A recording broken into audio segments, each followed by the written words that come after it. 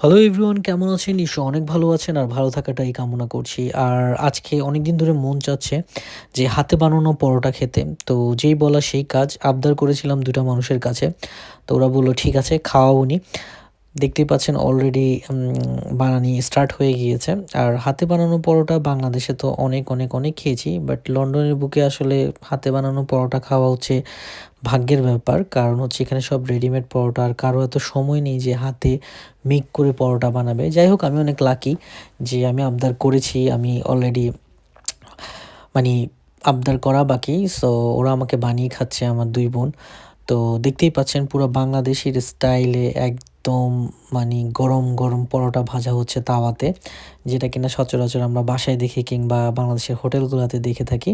দেখতে পাচ্ছেন পরোটার কালারটাও কতটা সুন্দর হয়েছে। আর এই পরোটাটা আমি কী দিয়ে খাবো সেটাই আপনাদের সাথে শেয়ার করব।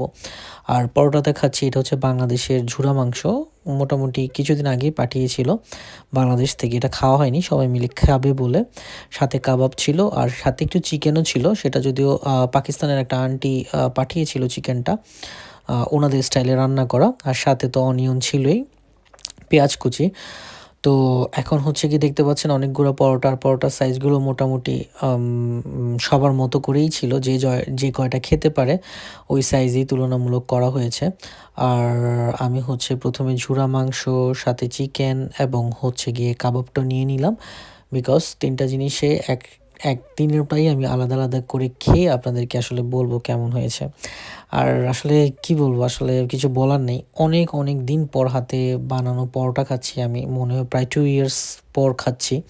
তো এটার অনুভূতি আসলে আমি বলে বোঝাতে পারব না কেমন।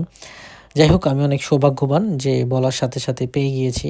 মানি বলে না আল্লাহ কিসমত কখন কোথায় কার রাখে সেটা আমরা আসলে কেউই বলতে পারি না। সো আমার কিসমতে আলহামদুলিল্লাহ অনেক, অনেক ভালো কিছু ছিল এবং খাচ্ছিও। ১ম এ চিকেনটা দিয়ে খেয়েছি। ট্রাস্ট মি, অনেক, অনেক বেশি মজা ছিল চিকেনটা। দেন বাংলাদেশ থেকে আনা ঝুরা মাংসটা দিয়ে খেয়েছিলাম। ওটাও অনেক, অনেক বেশি মজা ছিল।